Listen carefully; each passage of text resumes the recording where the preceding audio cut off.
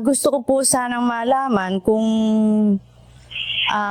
paano kayo in-acknowledge po. How do you see In-acknowledge po yourself? ba kayo ng inyong followers o kayo lang po mismo sa sarili nyo ang nagkiklaim? Meron tayong clue. Sino ang sugo? Yung may ipinagkatiwala ang Diyos na salita. Magandang araw po sa inyong lahat. Sir JR po ng Usap-Usap University. Mga ka-U3, welcome back. Tuloy na naman po kayo sa ating regular show. Para po sa ating mga baguhan ng ating pong ginagawa sa U3, tayo po ay nanonood ng mga religious discussions, preachings, debate at iba pa. And for this particular one, actually, this is more like a celebration of the most in-demand na preacher dito po sa ating channel. And kung hindi po ako nagkakamali, February 11th, I think, 2021, 5 years ago, ay pinagpahinga na nga po si Brother Eli Soriano ng Members Church of God International, and we have already made some tribute before, yung mga video reaction na tribute po sa kanya. And for this particular episode naman, ito daw po ay compilation ng mga Itanong Mo Kay Soriano episodes, and syempre po alam niyo naman po siguro yan, dyan po naging popular si Brother Eli kapag may mga televiewers po or in person na nagtatanong sa kanya, so sinasagot niya. And ang general daw po na idea or thought dito po sa mga tanong na ito is about knowledge or parang being smart or being wise, something like that. So I'm very curious about this, mga ka-U3. Sa akin pong background sa pag-aanalisa, sa paghihimay, ako po ay dating university debater mula po sa MSU IIT sa loob po ng 3 taon. Ako rin po ay nakapag-debate sa ABS-CBN News Channel, member ng isang international public speaking organization, at delegado ng Pilipinas sa isang komperensya na inorganisa sa Harvard University sa Amerika. Mga ka-U3, reminder, hindi po ako member ng MCGI. Alam niyo naman po siguro yan. Isa lamang po akong hamak na video reactor. So possibly sa akin pong panonood, I may sound that I am agreeing or I am disagreeing. But one thing I guarantee you, wala po tayong religious agenda dito sa U3. Wala tayong sinasabi ng isang particular na reliyon ay dapat niyong kaaniban or wag niyong dapat kaaniban. So sa atin lamang po, nagbibigay tayo ng honest and first-time reactions as we are watching this, of course. If everything now is ready, mga ka-U3, let us watch this video together. Sabayan niyo po ako. Let's go. Kung kaiba ng knowledge sa wisdom ayon sa Biblia. Ang wisdom, yun you will not get it by your own self. Whereas ang knowledge, attainable yun Di ba attainable yung knowledge? Diba, mag-aral ka, naka-accumulate ka ng knowledge. Whereas wisdom is a gift of God. Yung wisdom, hindi nakukuha basta ng tao yun. Alam mo kasi ang kahulugan ng wisdom sa Biblia, kapatid. Yung wisdom,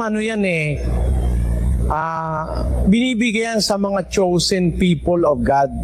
Hindi lahat o pwedeng magkaroon ng wisdom na yun Hindi lahat. Samantalang yung knowledge, o ang pag-uusap generally speaking, yung knowledge, knowledge in engineering, knowledge in chemistry, knowledge in every field of knowledge, nakukuha ng tao yan by his own self. Samantalang, yung wisdom, kung Biblia naman ang pag-uusapan, it's a gift of God. Basahin natin ang 12 ng unang Korinto sa English. Also, for to one is given by the Spirit the word of wisdom, to another the word of knowledge by the same Spirit. Ayan. Binibigay yung knowledge, yung wisdom and knowledge sa church by the Spirit. Bigayan, hindi yan nakukuha basta, bigayan. Pag hindi binigay, di mo makukuha yan 19:11 ni Mateo. Sa English. But he said unto them, all men cannot receive this saying, save they to whom it is given. So, binibigay talaga yon. Samantalang yung knowledge in the general term, nakukuha yan sa school, sa mga dalubhasaan, sa mga pamantasan. Pero yung knowledge at saka yung wisdom sa Biblia, binibigay ng Diyos yan. Muling pagkakataon na kahit na hindi po tayo nakikita-kita ng personal, ay sa pamamagitan ng video conferencing, nakakapagpalitan po tayo ng ating mga kaisipan sa layunin nating tumuklas ng kabutihan ng salita ng Diyos. Ito po ay siyang kalooban ng Diyos ng una pa na ang mga tao ay matuto ng kanyang salita.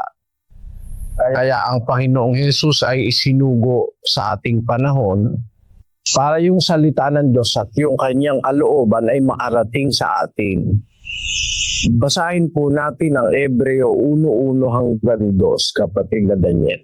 Ang Diyos na nagsalita ng unang panahon sa ating mga magulang sa iba't ibang panahon at sa iba't ibang paraan sa pamamagitan ng mga propeta ay nagsalita sa atin sa mga huling araw na ito sa pamamagitan ng kaniyang anak na siyang itinalaga na tagapagmana ng lahat ng mga bagay na sa pamamagitan naman niya ay ginawa ang mga panahon.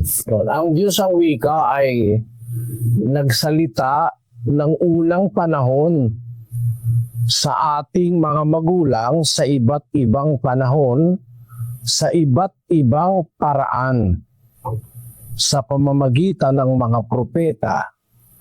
Nagsalita naman siya sa mga huling araw na ito sa pamamagitan ng kanyang anak. Kaya makikita ninyo sa Biblia, ang pakikipag-ugnay ng Diyos sa tao ay sa pamamagitan ng kanyang salita. Nagsalita ang Diyos sa pamamagitan ng anghel.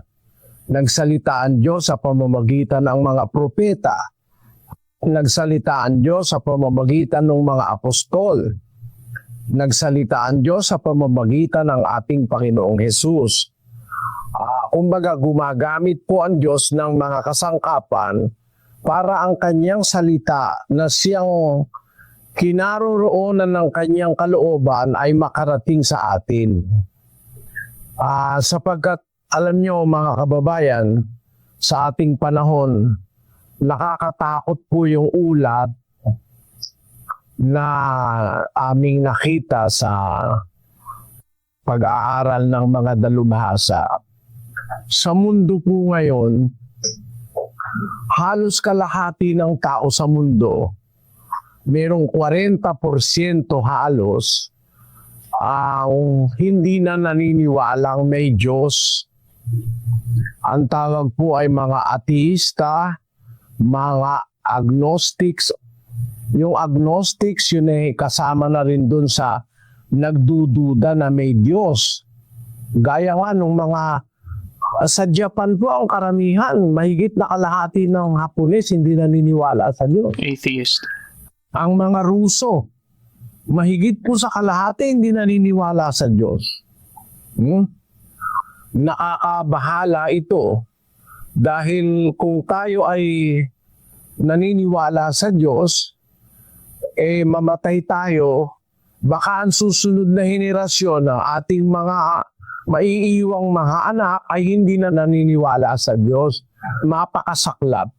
Kaya ang Diyos mula sa pasimula, nagsalita siya kay Adan, nagsalita siya kay Cain, nagsalita siya kay Abel, nagsalita siya kay Abraham. Before we continue, pasensya na po Brother Eli ha. At sa mga viewers natin, ganito po talaga, talagang pinapost po natin dahil reaction channel po tayo rito, kaya sana huwag po kayong magalit. Pero a little bit of a recap lamang po so far sa mga nasabi ni Brother Eli. So ito nga po ay compilation on the first part. Ang tanong is difference between knowledge and wisdom. So I like how Brother Eli answered that. He puts this into the right context dahil obviously ang tanong ay patungkol po sa Biblia. So Biblia ang ginamit yun na sagot. Although the answer for knowledge versus wisdom may be a little bit different sa general knowledge, kumbaga, di ba? I would say that what you know, all the information and data, that is your knowledge, and then its application sa buhay mo, yan yung wisdom, yan yung being wise combined with your experiences and other wealth of knowledge. On the second part naman ng video natin, it's more like the introduction ng Bible exposition nga. And Brother Eli here is saying the importance of knowing God. Although I have to mention mga ka-U3 that when people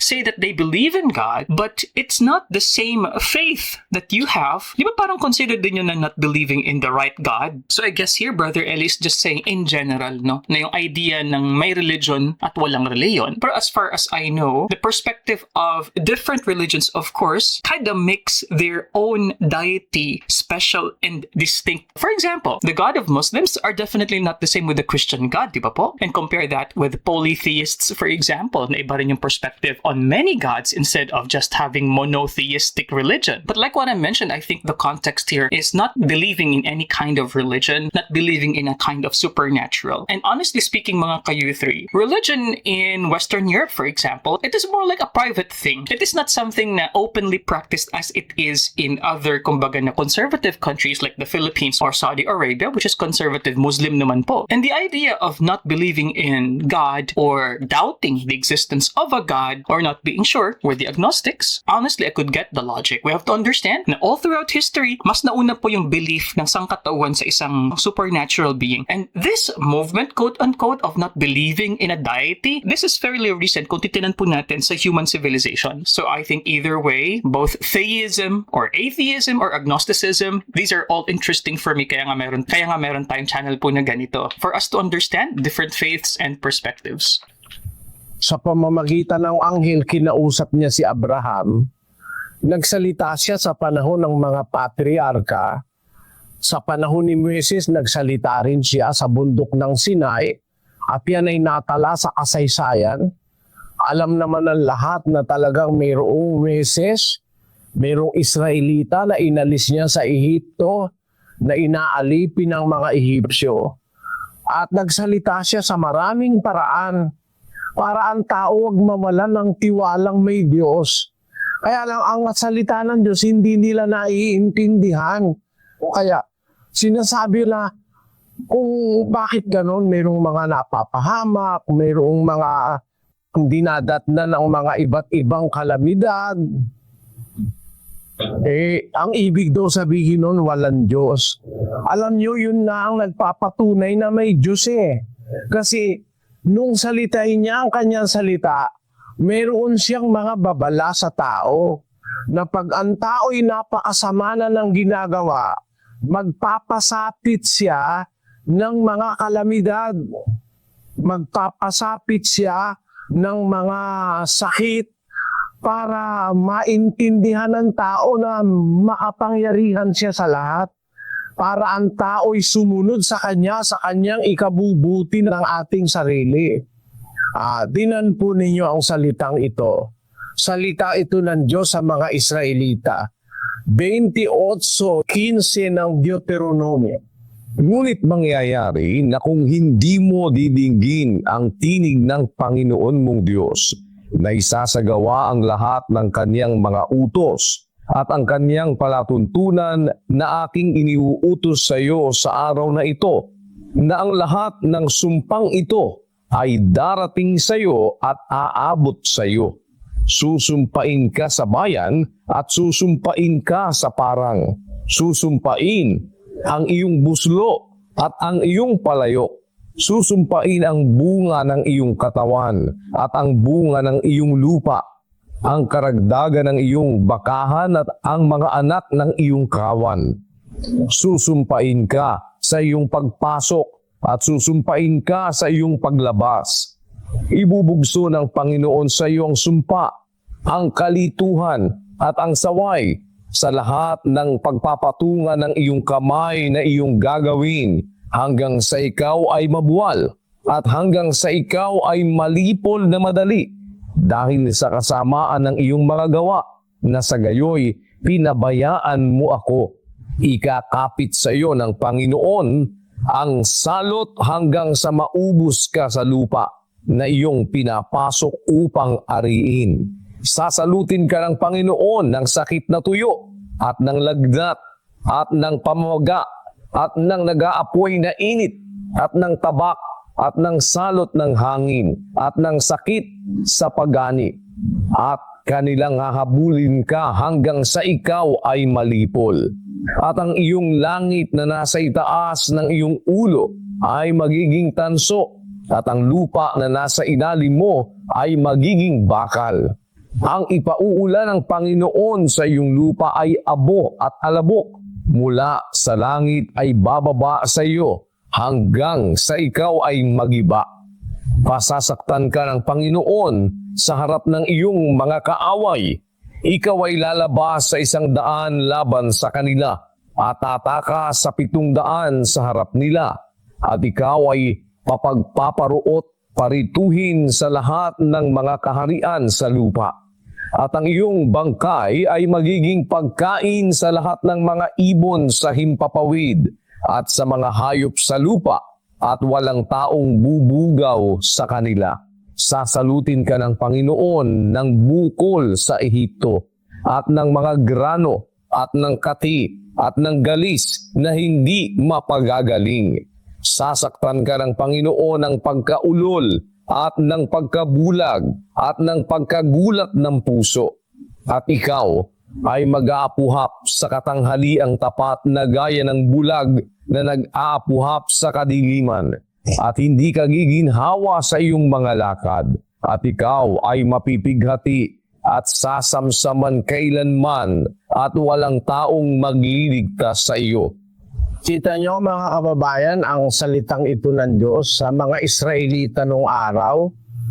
Walang taong magliligtas sa iyo pagka dumarating itong mga salot na ito na bilang sumpa ng Diyos dahil sa kasamaan ng tao. Ito ay nagpapatunay na ang Diyos ay makapangyarihan sa lahat. Nang sabihing walang taong makapagliligtas sa iyo, ipinakikita ng Diyos ang kanyang superiority sa tao. Na kahit na paniwala mo may makakapagligtas sa iyo, pag dumating na ito, hindi ka mailigtas ng tao, mangyayaring maniwala ang may Diyos na makapangyarihan. Kanino gagawin ito ng Diyos? Sa mga taong ayaw kumilala sa Kanya. Sa mga taong ayaw sumunod sa Kanyang utos. Kaya kung maiisip po natin mga kababayan, yung pagdating ng mga kapahamakan sa tao, paraan ng Diyos yun para ipakitang siya ang makapangyarihang dapat masunod. Dapat tayo magpasakop sa Kanya. Kasi ang ginagawa ng tao ngayon sa ating panahon, parang resistance parang paglaban sa Diyos. Sabi ng Diyos, huwag kang papatay. Ang tao pumapatay, mamamatay tao. Sabi ng Diyos, igalang mo ang iyong ama't ina. Ang maraming kabataan ngayon, walang galang sa magulang. Sabi ng Diyos, huwag kang mangangalo niya. Marami ngayon mag-asawa, hindi tapat sa isa't isa.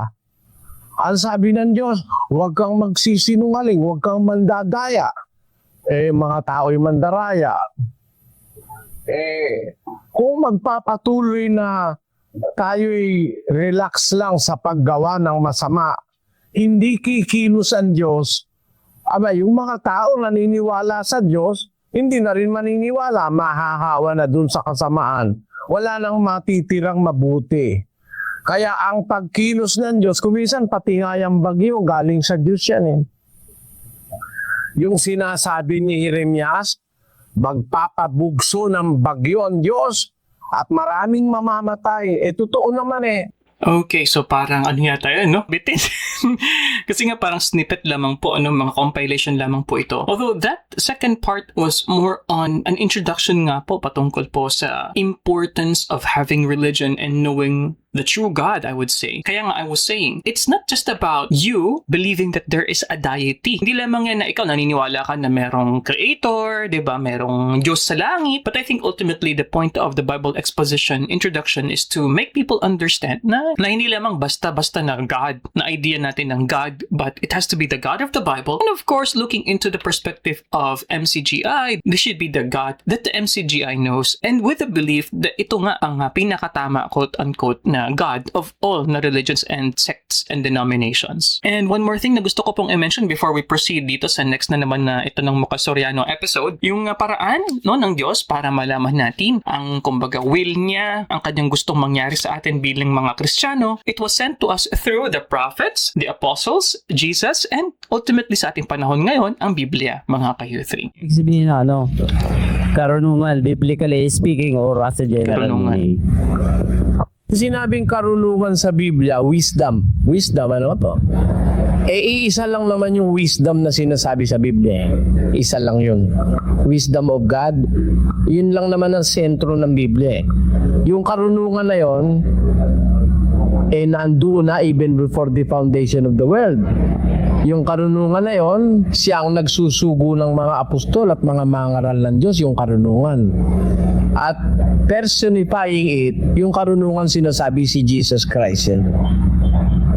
Ngayon po ay nabanggit niyo na lahat ng karunungan nasa Biblia. Maaari po bang para maunawaan ko, pwede po bang bigyan niyo sa akin yung malawakang panig ninyo, yung malawakang katuwiran ninyo Na tungkol sa lahat ng karunungan na nasa Biblia? ganito, over and above everything else, ang karunungan ng Diyos nasa Biblia 4:7 ng Kawikaan.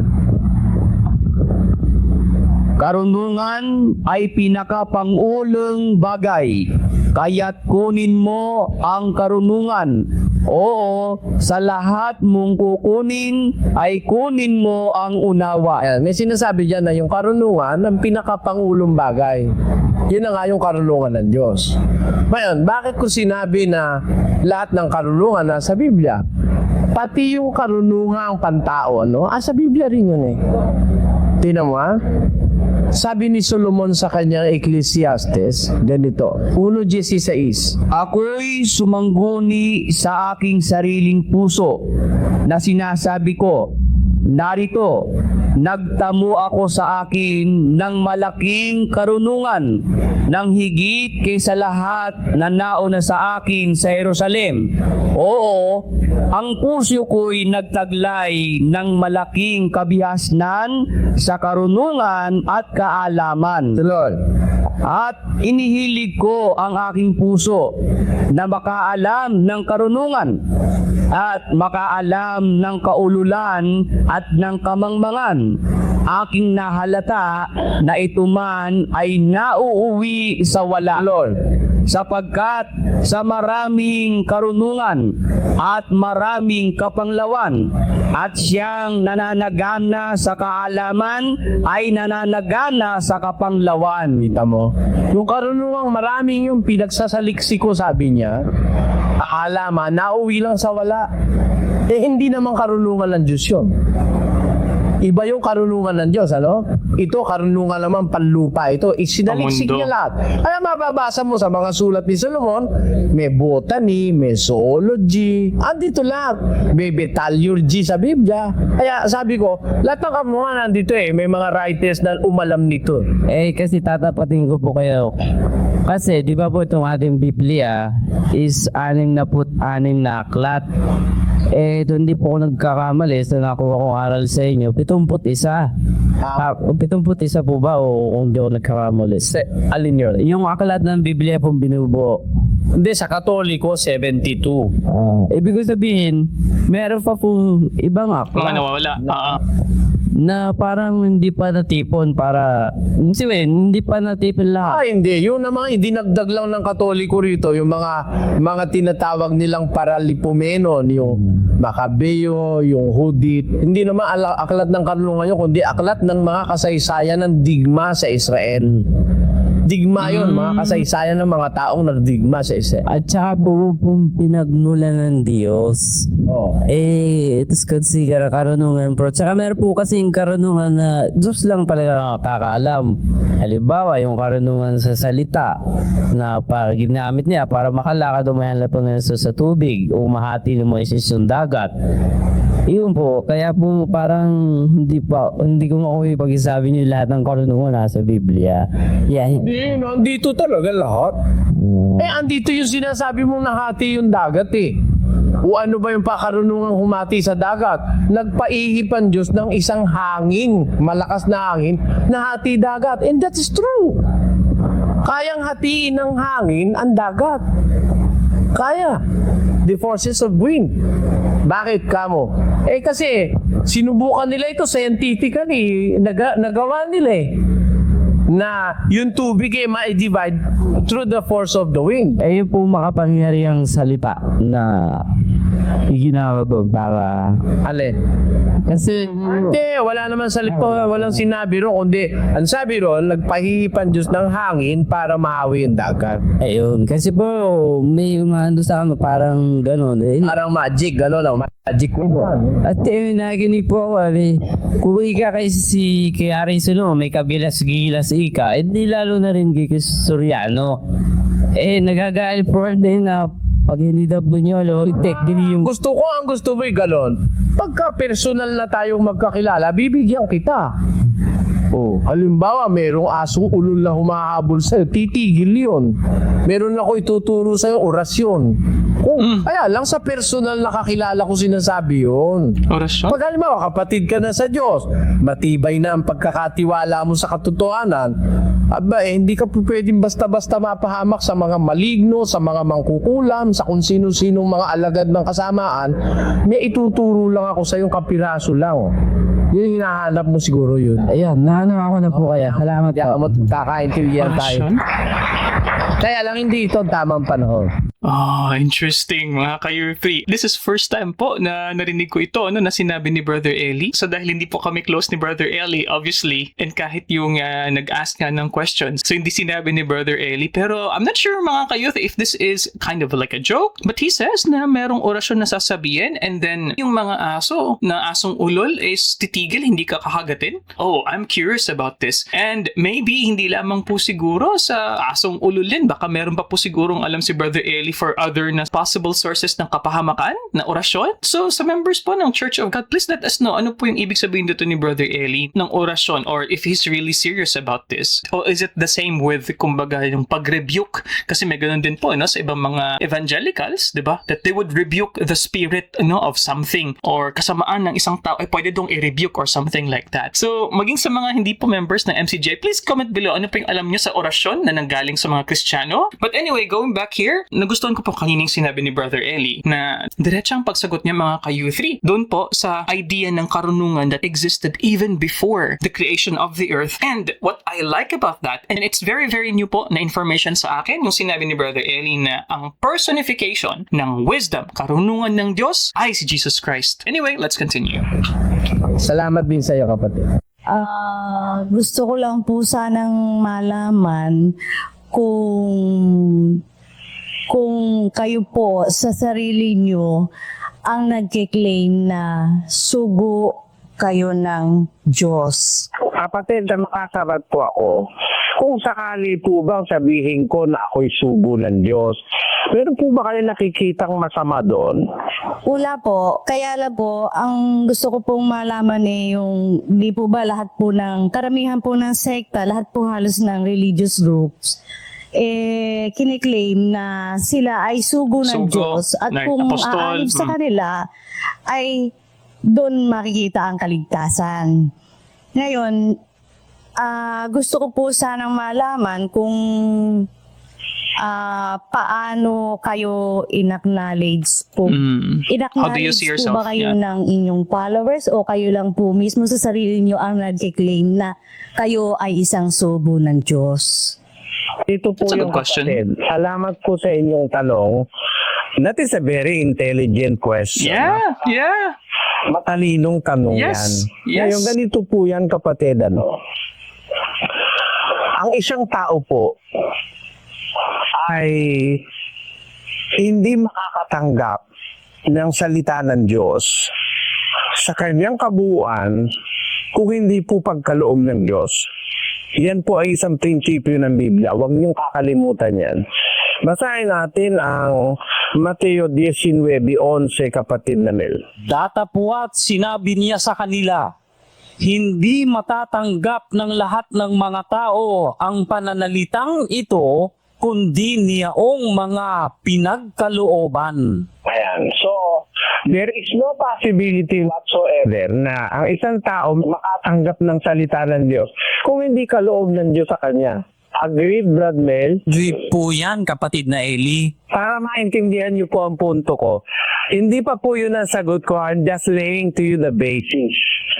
Na yung principle ng Biblia, yung principle ng Diyos, yung pong salita ng Diyos, yung katuwiran na sa Biblia, yung karunungan, Hindi po yun matatanggap ng kahit na sino malibang ipangkaloob ng Diyos. Naniniwala po kayo doon? Hindi pa po akong pinag-uusapan. We are just laying the basis. Una po kasi kapatid, dapat yung possibility tinitingnan natin, ano ba ang possibility sa ating panahon? Gaya ng observasyon nyo, nasa Biblia po yung possibility ng observasyon ninyo. Batayan natin ang unang Juan 4:1, Brad Mel. Mga minamahal, huwag kayong magsipaniwala sa bawat espiritu, kundi inyong subukin ang mga espiritu kung sila'y sa Diyos, sapagkat maraming nagsilitaw na mga bulaang propeta sa sanglibutan. Ayan, ang possibility, ang ating pinag-uusapan, kapatid. Ang possibility, maraming bulaang propeta ngayon. At yung mga bulaang propeta, hindi naman nila sasabihin sila'y bulaan. Kaya ang possibility sa mundo, may mga bulaang propeta. Marami po. Pero, ang possibility isa pa, mayroong sa Diyos. Kaya ang sabi ng Diyos, huwag kayong maniwala sa bawat espiritu, subukin ninyo ang mga espiritu kung sila'y sa Diyos. Kasi merong sa Dahil Diyos. merong sa Diyos. Pero chances, mas marami yung mga Hindi sa Diyos. mula ang propeta. Yun po ang possibility. Isama nyo ako sa susubukin nyo. Ngayon, para matiyak mo kung sino riyan talaga yung hindi naman permulaan, hindi naman sinungaling, maghahanap ka ng pruweba sa Biblia. Meron tayong isang pruweba kita na ang isang mangangaral pala hindi makakatanggap ng salita ng Diyos malibang ipinagkaloob ng Diyos sa Kanya. So, ang isa nating pagtatanuntunanan, nahahanap tayo sa mga mangaral, yung talagang sa Diyos, meron daladalang aral na salita ng Diyos, galing sa Diyos, binigay sa Kanya. At yung binigay sa Kanya, wala sa iba. Kasi hindi naman pwedeng lahat yan bigyan ng Diyos eh. Sabi nga, hindi matatanggap ng sino man ng mga salita ito, liban na kung pinagkalooban siya. Yan po ang pamantayan. Kasi yung sugo, tanggap na salita yun, may ibinigay na salita ng Diyos noon. Basahin natin ang 2 Korinto 5:18. So only one? Isang sugo lang? Datapwat ang lahat ng mga bagay ay pawang sa Diyos, na pinakipagkasundo tayo sa Kanya rin sa pamamagitan ni Kristo, at ibinigay sa amin ang ministeryo sa pagkakasundo sa makatwid bagay, na ang Diyos kay Kristo ay pinakipagkasundo ang sanglibutan sa Kanya rin, na hindi ibinibilang sa kanila ang kanilang mga kasalanan, at ipinagkatiwala sa amin ang salita ng pagkakasundo. Kami nga'y mga sugo sa pangalan ni Kristo, nawaring namamanhik ang Diyos sa pamamagitan namin. Dadmel, ano ba yung sugo? Di ba pinagkatiwalaan ng salita? Kapatid na Eli, Pinagkatiwalay ka sa amin ng salita ng pagkakasundo. Kami mga sugo. Okay. Kami naman, apostol, sugo sila. Anong pruweba? Pinagkatiwala sa kanila yung salita ng Diyos. Ang sugo, ni tinanggap sa Diyos, may pinagkatiwala yung salita. Hindi ka matatanggap ng sino man ang mga salitang ito maliban na kung siya pinagkalooban ng Diyos. So, meron tayong clue. Sino ang sugo? Yung may ipinagkatiwala ang Diyos na salita. Alam niya ang salita. Okay, before we continue, this is quite tricky the way Brother Eli answers this, So I am not sure kasi sa dami po ng napanood natin ng mga video reactions patungkol po kay Brother Eli, I don't think that he claimed to be the sole messenger, the only messenger of God. But here, so far what we know, ang sinasabi ni Brother Eli dito kumbaga yung mga criteria na dapat mong tingnan to know if ang isa nga ay sugo or sinugo ng Diyos. At least what I remember in our past video reaction, I think Brother Eli referred to himself as the blessed reader. Ayan ang maalala ko yung nabigyan natin ng reaction nung nasa New York si Brother Eli. But here, as to the criteria nga, so sinasabi ni Brother Eli, yung possibility. At ang isang sugo ay merong aral na dala na nagmula sa Diyos. But then, it kind of confused me a little bit kasi sabi niya, nawala sa iba. So Brother Eli is saying that if it is indeed him, na isang tao lang ang mabibigyan ng aral na tinutuling na sugo. Kasi kung titinan mo natin sa referensya kanina, dun sa mga apostol, sinasabi nila na kami mga sugo. So, two possibilities mga ka-U3. Sa ating panahon ngayon, nag-iisa lang ba ang sugo na kumbaga keeper of the word of God? O marami, hindi lamang isa ang sinugo ng Diyos? Now, it gets very interesting for me. And if Brother Eli, kung siya ay sinugo ng Diyos, by extension, the other leaders that would follow him for the Members Church of God International is also considered as sugo? So gusto ko pong malaman, no? Ang perspective ng mga MCGM members po about po riyan. Alam niya ang Biblia. Hindi siya maaaring ligaw o iligaw sa Biblia. Dahil pinagtiwala pa kanya eh. At kaya naman niya nalaman dahil meron siyang espiritu ng Diyos. Basahin natin ang 1:23 ng Kawikaan. Magsibalik kayo sa aking saway. Narito, aking ibubuhos ang aking espiritu sa inyo at ipakikilala ko sa inyo ang aking mga salita. Ibang may espiritu, may nakakakilala ng salita ng Diyos o hindi? Nakakakilala po ng salita ng Diyos, kapatid na Eli. Ayaw. Kaya tama si Kristo. Sino man hindi makakatanggap ng pananalita ng Diyos, maliba, ibinigay sa kanya o ipinagkaloob ng Diyos. At kaya niya nakikilala at nauuna ba dahil may espiritu na nagbubukas ng kanyang kaisipan. Di ba ganun yun? Tama po yun, kapatid na Eli. Ngayon, ako po hindi ako nagkiklaim na ako'y sugo ng Diyos. Hindi po ako nagkiklaim. Kahit kailan tanungin niyo sa aking mga kasama na i-claim ko. Iba kasi yung i-claim mo eh.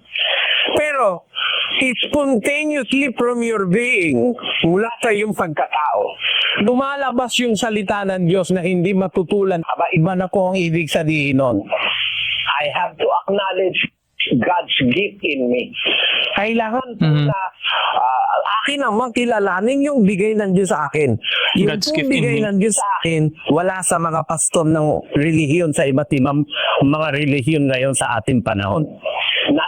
Ako po kinikilala ko na yun ay bigay ng Diyos sa akin. Kaya tawagin niyo akong sugo o tawagin niyo akong alila, pareho lang po yun eh. Yung po kasing sugo, alila, masyado lang pinalaki din yung salita sugo eh. Nakakala mo parang Panginoon na siya, hindi. Yung po sugo, alila. Tawag po ng Biblia, alipin. Alila. Slave. Yun ang pinakamababa sa lahat na ranggo ng tao sa reliyon. Yung i-claim o yung sugo. Basahin natin ang 2 Korinto 4:5. Sapagkat hindi namin ipinangangaral ang aming sarili, kundi si Kristo Jesus na Panginoon. At kami ay gaya ng inyong mga alipin dahil kay Kristo. Ang sugo po, alipin eh. Then di ba talagang kahulugan ng sugo eh, inutusan, Radmel. Kaya isinugo ka halimbawa. Isinugo ko si kapatid na Mel dyan sa Nueva Ecija. Sugo ko si Bradmel dyan eh. Okay, before we continue, just very, very briefly mga ka-U3, sugo in Bisaya means inutusan, gisugo. Di ba po? Anyway, let's continue. Yan ba'y mataas? Inutusan ko lang yan eh. Parang ako rin, kung nangangaral ako, dahil meron akong nabasang utos ng Diyos sa Biblia, na pag alam mo yung totoo, ay ibahagi mo sa kapwa. Pag hindi mo binahagi, magkakasala ka. 4, ilang Santiago kapatid na Mel. Sa nakakaalam nga ng paggawa ng mabuti at hindi ginagawa, ito'y kasalanan sa kanya. Kaya nabasa ko po yan eh. Sabi ko, nalalaman ko naman yung mabuti. Nung masahin ko Biblia, parang nasulat sa isip ko. Hindi naman ako may gawa nun. Ang katotohanan yan, kapatid eh, hindi lang tayo magkaharap eh. Kung magkaharap lang po tayo, papatunayan ko sa inyo na alam ko ang salita ng Diyos eh. Kahit na halimbawa, lagyan mo ako ng piring sa muka at buksan mo yung Biblia, ikaw na magbasa, i-recite ko sa'yo. Yun ang patutuo na alam ko yung salita ng Diyos. Yun eh, naramdaman ko po sa sarili ko yung kapatid. Sabi ng Diyos, pagka alam mo yung mabuti, hindi mo ginagawa, kasalanan mo, alam ko yung mabuti yung salita ng Diyos yung malaman ng kapwa ko tao. Kaya ako nangaral. Kahit ano pa sabihin nilang pamimintas, diretso po ako. Nangangaral ako ng salita ng Diyos kasi yun ang utos ng Diyos eh. Kung alam mo yung mabuti, gawin mo. Pag hindi mo ginawa, kasalanan sa'yo. Ayoko naman ako malublob sa kasalanan, kaya Yung nalaman kong salita, pinangangaral ko. Tawagin niyo kong sugo, tawagin niyo kong alila, I do not care. Ang paniwala ko, yung salita ng Diyos na pinangangaral ko, hindi pinangangaral ng ibang ministro ngayon. Yun po sagot ko sa inyo. Lagi po kayong nagko-compare sa mga aral po ng ibang religion. Tanong ko lang po kung bakit. Okay, before we continue mga ka-youth, pasensya na po. Yung napansin niyo po kanina, yung audio hindi ganun kaklaro dahil actually pinadaan na po ito natin sa mga audio editing software dahil originally po, hindi po talaga klaro yung mga lumang kopya po natin. No? Kaya pasensya na po kung minsan parang hindi ganun ka-clear but we really tried our best. Yung ating video editor po really tried his best na malinis yung mga audio kasi nga po, yung iba yung quality hindi ganun kaganda. Anyway, let's continue. Kasi po parang, di ba po, di ba po kasi sabi sa Bible, blessed are those who are peacemaker. Para po kasing Peacemaker. bitter po kayo sa ibang religion. And then second po, question ko lang po, kasama din po sa prayer po ninyo na mag-ingat po sa bulaang propeta. Paano niyo po mapapatunayan na hindi po kayo isa sa mga bulaang propeta? Same. Ayun po. Salamat sa tanong mo, kapatid na Christine. Those are intelligent questions. Yep. A question from someone that is observing very carefully. At yun ay salamat sa Diyos, tinanong mo para maalis yung doubt sa mind mo. No? Comparing your faith to other faith is not being bitter with them. Katunayan, hindi kami bitter. Diyan sa convention center, kahit sino pumasok diyan, tinatanggap namin. Meron na pong recently lang po sa ating pong La Verdad Christian College ay meron po tayong mga graduates na galing sa iba-ibang relihiyon. Not to mention the fact may mga Iglesia ni Cristo po na naging scholar po ng La Verdad Christian College. Graduate na po natin sila ngayon. Oo. Pinapaaral natin sila ng libre. Yung ating medical mission, kahit sinong religion, pinapakain natin, ginagamot, tinutulungan. Diyan sa Apalit, meron ako diyang isang compound na i-donate ko sa mga Muslim na nagtitinda sa palengke ng Apalit na laging pinataboy ng mga pulis. Wala silang masulingan, kaya nagdumaing sa akin. Binigyan ko sila ng isang lupa dyan para doon sila lahat, mga Muslim sila. That proves that we are not bitter among other religions. Mali yung perception na meron kaming bitterness with regards to other religion. Tama yung sabi mo, kapatid, blessed are the peacemakers. How can you be a peacemaker? Can you be a peacemaker just by nodding your head to all religion? Is that the meaning of being a peacemaker? To conforming to every teaching and doctrine that you meet along the way? Yung ba ibig sabihin ng peacemaker? Kahit mali, hindi ka nakikibo? Ganun ba yon? Meron akong babasahin sa insita sa kapatid na Cristel. Sa edad mo ngayon, 18, alam ko matalino ka dahil doon sa tanong mo. Babasahin ko sa iyo ang salita ng Diyos. Ecclesiastes Kapitulo 7, versikulo 27. Narito, ito'y aking nasumpungan, sabi ng mga ngaral, na iniaagapay ang isang bagay sa iba upang matagpuan ang kadahilanan. Meron bang mic si kapatid na Cristel, kapatid na Handong? Pakibigay mo nga. Pakibasa mo nga yan, kapatid na Cristel, sa English. What I have found, says the preachers, adding one thing to the other to find out the reason. Adding one thing to the other to find out the reason. Actually, in the Hebrew, that adding is to compare. To compare one thing to other to find out the reason. Tingnan mo, kapatid, si Kristo nagko-compare. But does it mean that si Kristo bitter sa ibang religion? Kino-compare niya. Si Apostol Pablo rin, kino-compare niya Nag-compare na siya ng dati niyang religion sa yung religion niya ngayon eh. Sabi ni Apostol Pablo doon sa Galatia 1:13. Pakibasa, kapatid na Daniel. Sapagkat inyong nabalitaan ang aking pamumuhay ng nakaraang panahon sa relihiyon ng mga Hudyo, kung paanong aking inuusig na malabis at nilipol ang iglesia ng Diyos. At ako'y nangunguna sa relihiyon ng mga Hudyo nang higit kaysa marami sa aking mga kasingbulang sa aking mga kababayan. Palibhasa'y totoong masikap ako sa mga salif-saling sabi ng aking mga magulang. Ngunit nang magalingin ng Diyos na siya sa akin ay nagbukod, buhat pa sa tiyan ng aking ina, at ako'y tawagin sa pamamagitan ng kanyang biyaya. Apostol Pablo, tinawag ng Diyos mula sa relihiyon ng mga Hudyo. Dati siyang member ng Judaism. Kino-compare niya ngayon yung kanyang buhay sa nakaraang panahon at sa panahon ngayon. Sabi niya dun sa kausap niya mga taga-Galacia, nabalitaan niyo nung araw ako'y nasa relihiyon ng mga Hudyo. Nililipol ko iglesia ng Diyos noon. Pero ngayon tinawag na ako ng Diyos. Saan ba siya tinawag? Uno-uno lang unang Korinto. Si Pablo na tinawag na maging apostol ni Jesucristo sa pamamagitan ng kalooban ng Diyos at si Sostenes na ating kapatid sa iglesia ng Diyos na nasa Korinto. Nakita mo kapatid? Nasa relihiyon siya ng Hudyo, inuusig niya yung iglesia ng Diyos.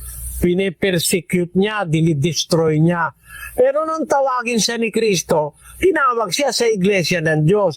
Doon sa mismong sinisira niya, doon siya tinawag. Kaya nagkaroon siya ngayon ng comparison.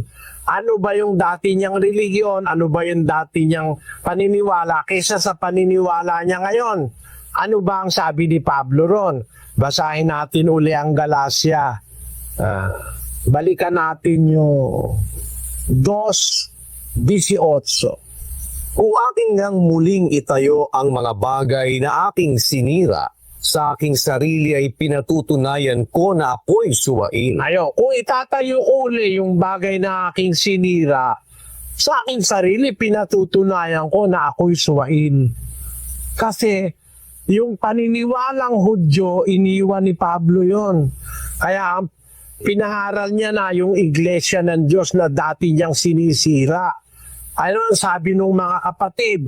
Basahin natin uli ang Galacia Kapitulo 1:22. At hindi pa ako nakikilala sa mukha ng mga iglesia ng Hudiya na pawang kay Kristo, kundi ang kanila lamang naririnig na pinag-uusapan ay yaong umuusig sa atin ng una, ngayon nangangaral ng pananampalataya na ng ibang panahon ay kanyang sinisira. Ayon. Sabi ng mga kapatid, yung umuusig sa atin dati, ngayon pinangangaral niya na yung pananampalataya na sa ibang panahon ay kanyang sinisira. Kaya ang sabi ni San Pablo, kung muli kong itayo, yung bagay na aking sinira na, para akong suwail. Ay ibig sabihin, kinumpare niya yung Judaismo sa iglesia ng Diyos. Nakita niyang mas tama ang iglesyang ipinangaral ni Kristo kaysa sa Judaismo na kanyang kinalakihan sa Israel. So comparing is not being bitter. Alamin mo na si Kristo ay pinanganak sa Israel. Pinanganak siyang Israelita. Ang kinagisnan niya yung relihiyon ng mga Hudyo. Pero nang mangaral siya, alam mo ang ginawa niya? Sinabi niya sa mga Hudyo, basahin natin ang 23 ng Mateo, kung ano ang mga atake at mga pagkukumpara niya sa mga Hudyo.